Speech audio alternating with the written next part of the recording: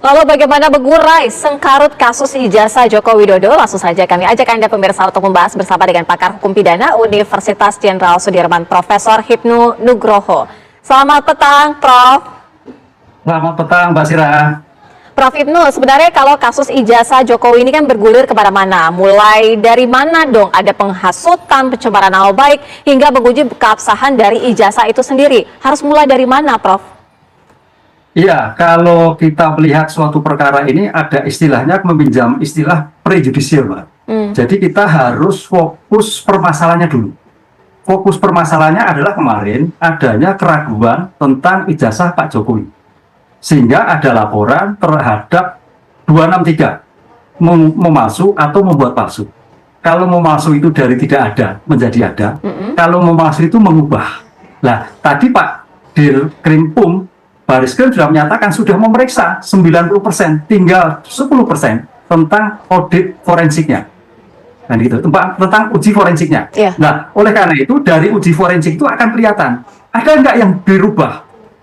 Apakah itu tanda tangannya, apakah itu nomornya, apakah itu surat. Karena kalau kita lihat suatu ijazah, saya kurang perguruan tinggi, Mbak. Saya pernah malah gara-gara ini saya survei di kampus kami. Yeah. Ijazah itu memang cuma satu, dikeluarkan pada yang bersangkutan. Sehingga kalau sampai hilang, ya harus ada surat hilang, ada dibuatkan kembali sebagai bentuk pengganti.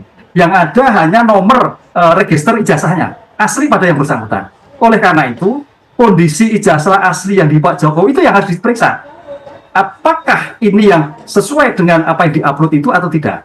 Lah, kalau nanti ijazahnya itu ternyata ijazah asli, kan itu Mbak, berarti gugatan yang di Solo, gugatan yang di Sleman, ya mau tidak mau akan terhambat, kan gitu loh. Atau mungkin gugur, karena sudah asli.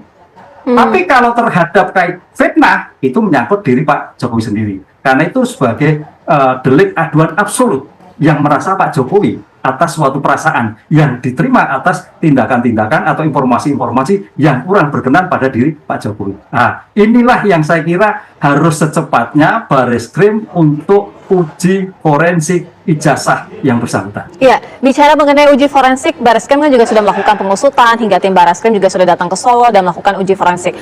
Lalu seberapa penting uji forensik ini untuk membuat terang benderang, Prof Hipnu? Ya, kalau kita lihat uji forensik, apa itu forensik, Mbak Sira? Forensik itu adalah ilmu pengetahuan untuk kepentingan peradilan. Forensik itu diperlukan apabila terjadi keraguan tentang suatu objek yang diperiksa.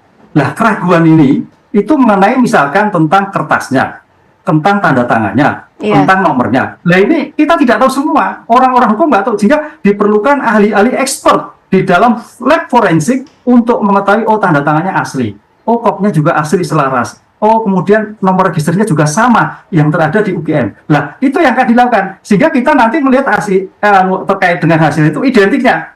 Identik atau tidak identik? Oh, tanda tangannya tidak identik. Lah, itu berpotensi. Oh, stempelnya tidak identik. Oh, itu berpotensi. Kalau semuanya hasil identik, berarti adalah sesuai dengan apa yang ijazah ada keaslian. Gitu Mbak, ini kalau kita melihat selama ini delik-delik pemalsuan sertifikat, pemalsuan tanda tangan itu hanya uji-uji tentang identifikasi. Sehingga hasilnya identik atau tidak identik. Gitu. Artinya ini menjadi tolak ukur yang sangat penting dong ya, Prof Hipnu, uji forensik ini? Sangat penting, karena di sini akan nanti, kenapa uji forensik? Kita harus tahu Mbak, di dalam ilmu hukum, uji forensik itu masuk keterangan ahli. Keterangan ahli itu nilainya bebas, beda dengan keterangan saksi. Makanya kalau kita lihat besok di KUHP baru, keterangan yang pertama itu bukan saksi Mbak, tapi adalah bukti elektronik. Karena kalau bukti elektronik itu analisnya sampai kiamat pun tidak akan berubah.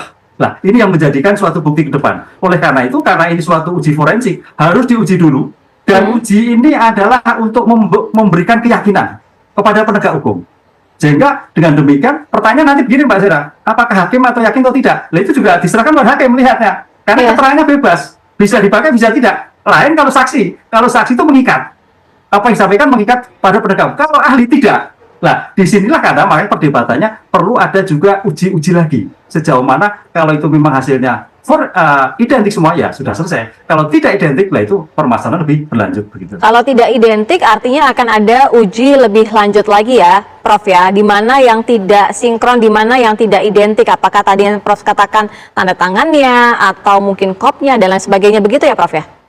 Ya, iya betul. Jadi ada suatu uji kembali. Jadi ini yang sering terjadi. Makanya kalau kita lihat kasus-kasus misalkan kedokteran forensik itu aja ekshumasi kembali, diuji kembali, diotopsi kembali. Lah ini juga demikian juga kalau memang ada keraguan, apalagi dalam putusan Mahkamah Konstitusi ini hakim harus memfasilitasi kepada pihak yang meragukan, kepada pihak untuk menguji kembali. Jadi sama-sama dari penegak hukum menguji, dari pelapor menguji, disandingkan mana yang tepat, apakah ada perbedaan ataukah tidak. Disinilah makanya hakim nanti pengadilan harus melihat sejauh mana korelasi dari bukti-bukti yang disiapkan dengan saksi yang bersangkutan dengan kondisi yang identik atau tidak identik. Mana yang akan dipakai?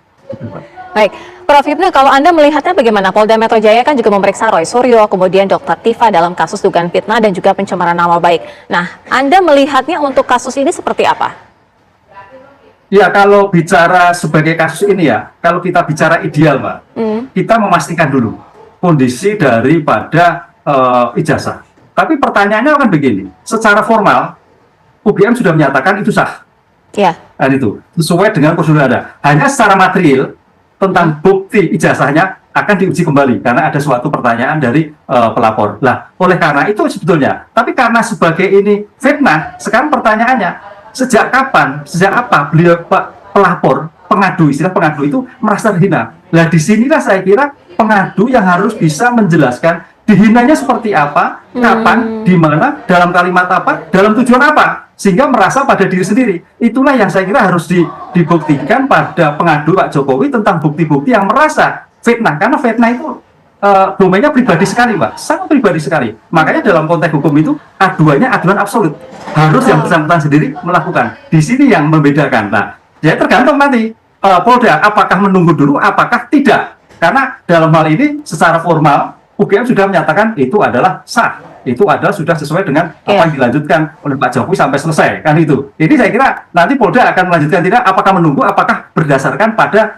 keterangan dari UGM yang menyatakan itu sudah sah seperti syarat-syarat yang ditentukan dalam di UGM. Prof. Hipnu tadi bilang harus ada aduan secara absolut ya, artinya dari yang bersangkutan. Nah, di Polres Metro Jakarta Selatan juga kan Pradi Bersatu ini melaporkan Roy Suryo ya atas dugaan penghasutan terkait dengan tudingan ijazah palsu Joko Widodo. Nah, artinya pelapor ini menyebutkan bahwa sebagai delik murni, tapi bisa sebenarnya ini diusut juga, Prof. Hipnu?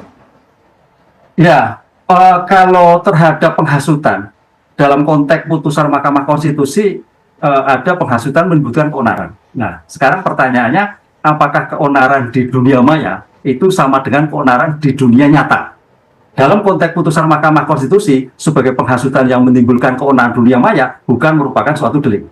Tapi kita hargai ini bagus sekali karena ini biar tuntas. Jadi dalam hal ini Polda akan melihat nih sejauh mana laporan itu mempunyai nilai, sejauh mana laporan itu mempunyai suatu manfaat dalam rangka pencegahan. Karena sebagai bentuk laporan pengaduan pada penegak hukum itu dimensinya adalah pencegahan, sehingga tidak terjadi suatu tindakan-tindakan hukum, melawan hukum, atau hal yang lain. Nah, di sini saya kira nanti Polda akan menilai sejauh mana nilai itu, di mana keonarannya, penghasutannya seperti apa. Saya kira bukti-bukti akan disampaikan pada pelapor, yang kemudian akan diuji kembali oleh penegak hukum yang ada. Dalam hal ini siapapun bisa melapor, Mbak, tapi yang penting kalau bisa secepatnya selesai. Nah, secepatnya selesai itu harus cerdas. Apa yang harus dilakukan dulu? Gitu. Ya, kalau apa yang harus dilakukan terlebih dahulu, tadi kan Prof. Hipnu bilang ya, harus diketahui dulu ijazahnya ini asli atau tidak ya. Nah, artinya untuk menentukan kan tadi uji forensik, kemudian jika sudah ada hasilnya dari uji forensik, kemudian nanti akan ada keputusan dari hakim. Nah, ini akan seperti apa nih kronologi ataupun dari sinkronisasi dari hasil uji forensik, kemudian dengan apa yang diputuskan oleh hakim? Ya, kalau seandainya nanti hasil forensik itu asli, berarti gugatan-gugatan yang dimungkinkan diajukan, karena kemarin gugatannya pemalsuan, gugatannya PMH, berarti kemungkinan sulit akan berlanjut. Kemungkinan loh ya, ini akan berlanjut. Tapi kalau terhadap ekses, nah ini kita melihat, Mbak, kembali lagi. Ekses dari berita, dari suatu laporan, dari suatu tindakan, ini bisa berbeda. Seperti yang dilaporkan oleh Pradi saya. Ini Pradi tadi juga, ini kaitan ekses yang menimbulkan keonaran, yang menimbulkan dan sebagainya. Atau kemudian yang menimbulkan rasa pribadi, itu ekses. Nah, inilah saya kira yang harus dilakukan tadi secepatnya, sehingga tidak menimbulkan ekses-ekses berkepanjangan. Ada laporan-laporan yang lain. Ini yang kita tunggu, penyelesaian Baris Krim itu menjadikan titik tolak terhadap tindak pidana ataupun yang dimungkinkan berpotensi akan berkembang dalam kasus yang bersangkutan. Ini kan suatu yang tidak produktif, yang harusnya gampang, tapi menjadi bertele-tele, gitu Pak. ini ya kita tunggu penegak hukum secepatnya, Mbak. Sehingga energi kita tidak setiap kali bicara asli dan tidak asli laporan dan sebagainya. Ini sesuatu yang kontraproduktif sekali. Begitu, Mbak. Jadi Baik. kuncinya sekali lagi, uji forensik akan menjadikan mengikis tindakan-tindakan yang lain terhadap suatu perbuatan yang menyangkut ijazah Pak Jokowi. Baik, terima kasih Prof. Hipnu Nugroho selaku pakar hukum pidana Universitas Jenderal Sudirman sudah memberikan insight-nya ya kepada kami di Kabar Petang. Selamat menjalankan aktivitas kembali Prof. Hipnu.